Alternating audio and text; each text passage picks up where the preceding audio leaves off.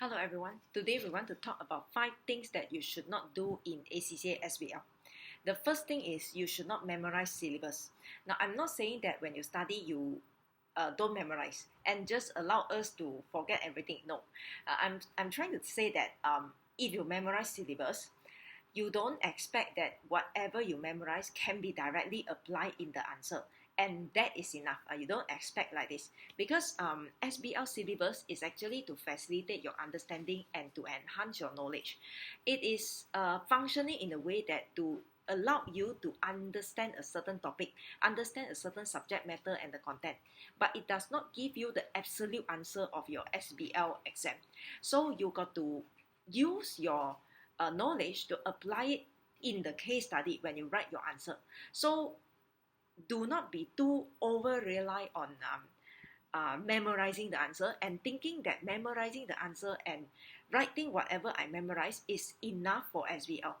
SBL is an integrated case study, so you got to see what is happening in the case study and you need to apply your answer which is relevant to the case study, right? You must make sure that your points are relevant to the case study or else your answer will not be applicable. Right, so that's the first thing. The second thing is we should not spot the questions, right? Even though now we have pre-sim material, some students or some candidates, they may see some patterns or they may see some possible questions from the pre-sim material because there may be some information being emphasized, right? But then I would say that spotting question actually carry a risk. The risk is you may over prepare for the question that you spot, for the areas that you think will come out, and you will neglect other areas. So we need to understand and remember that ACCA SBL is an integrated knowledge, right? It is trying to give candidates the integrated idea about handling a business.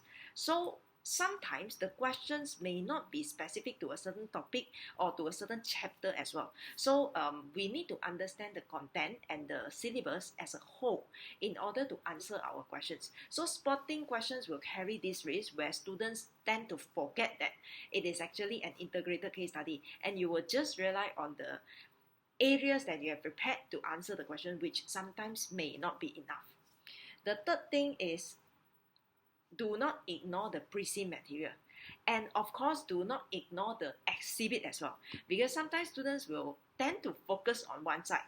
Like for example, some students, they think pre-sim material is just to give information. It may not be relevant to answer the question. So they don't read pre-sim material. They just go into the exam hall and then just read exhibit and answer the questions, thinking that reading exhibit will be enough to answer the question. Now this is wrong because if you do not read pre-sim material, you will not understand what is the background of the industry, of the sector that is in the case study. And you will not understand what is the expectation in the sector, what is the challenges, what are the opportunities arisen in the sector itself.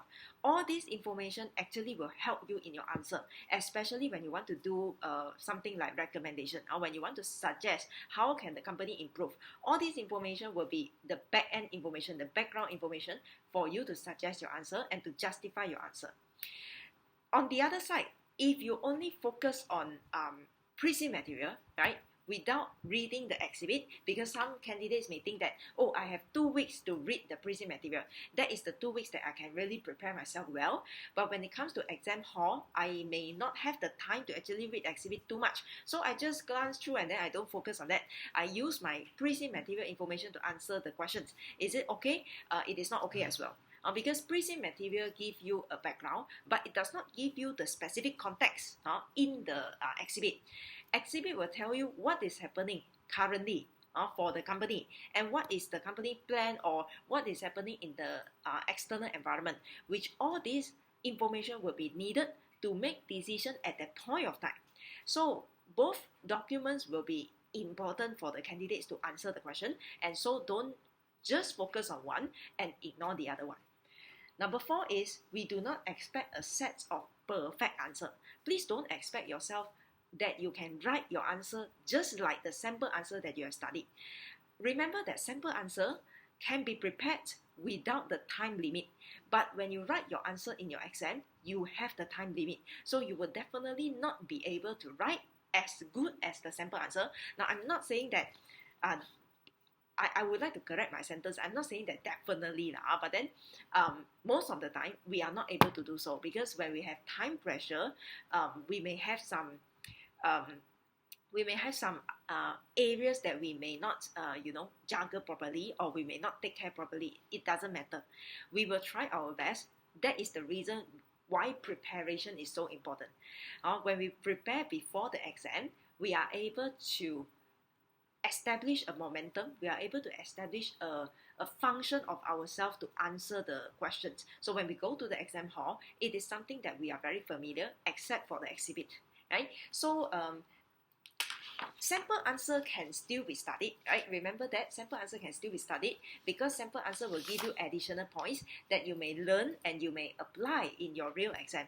So to study sample answer is still something very beneficial, and I do encourage all the candidates to study the sample answer. But by studying sample answer, it doesn't mean that you have to write at that particular level.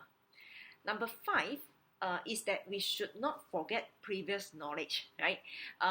SBL is not supposed to be treated as a standalone subject. It is a subject at professional level which integrates the knowledge of all your fundamental subjects. So we cannot say that, or we cannot think that, oh, I just take SBL as SBL alone. Whatever I studied before, I can just don't rely on it. I can just don't use it to answer my question. This is not really the way, right? SBL is an integrated knowledge, and when you answer the case study, you need to use your integrated knowledge. So whatever you studied previously, I wouldn't say that 100% you have to remember, but there are some important parts. If you cannot recall, you may need to do some revision. You cannot just rely on whatever in the textbook, for example, right? The ACCA SBL syllabus, just to pass ACCA SBL as a standalone subject. You need some fundamental knowledge which may not cover as detailed in the SBL textbook. For example, some of the costing methods, or some of the methods you use to do ranking, right, to determine which product should be produced first, and then to determine the maximum so-called contribution mix, things like this. It may not be in the SBL textbook syllabus, but then it is something that you have learned before. So what I meant was, all this knowledge, you should not forget it. You should do revision if any of the parts you already cannot recall, right? So these are the 5 areas that we should not do when we take ACCA SBL. I hope it helps you.